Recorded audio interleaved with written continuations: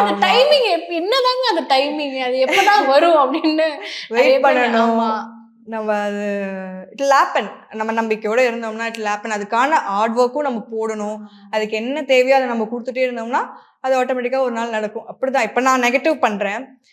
நெகட்டிவ்லேயே என்ன என்னால் பெஸ்ட்டாக பண்ண முடியுங்கிறத யோசிச்சு பண்ணிட்டு இருக்கேன். டே பை டே நான் இம்ப்ரூவ் பண்ணிட்டு இருக்கேன்.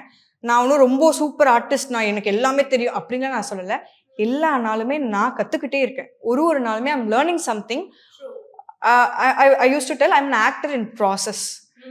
ஸோ ஐம் ஒரு நாளும் ஒரு ஸ்டெப் எடுத்து வச்சுட்டு இருக்கேன்.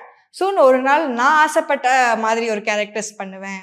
சீரியல்ஸ் பண்ணிட்டு இருக்க எல்லாருக்குமே ஒரு சினிமாவில் இது பண்ணணும். ஆனால் சில பேர் என்ன சொல்லுவாங்க, இல்லை எனக்கு சீரியல் தான் ரொம்ப பிடிக்கும், அதில் வந்து I feel more connected to the audience. ஏன்னா சினிமாலேருந்து சீரியல் வராங்கல்ல சில பேர்.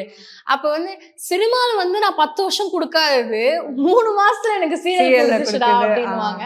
பட் உங்களுக்கு சினிமா போகணுன்ற இல்லை, நான் தாண்டி யோசிச்சது இல்லை.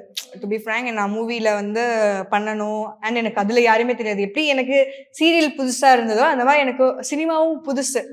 இப்போ ஏதாவது ஆஃபர் வந்தால் கூட எனக்கு இது பண்ணலாமா வேண்டாமா, இது யார், இது எப்படி போகும், அந்த மாதிரிலாம் யோசிச்சு இல்லை எனக்கு கம்ஃபர்டபுளாக இருக்குது, ஐம் கம்ஃபர்டபுள் வேற ஐ ஆம் அப்படிங்கிற மாதிரி இருக்குது. ஆனால் டெஃபினட்டாக ஒரு நல்ல ப்ராஜெக்ட் வந்ததுன்னா ஐ வில் டூ.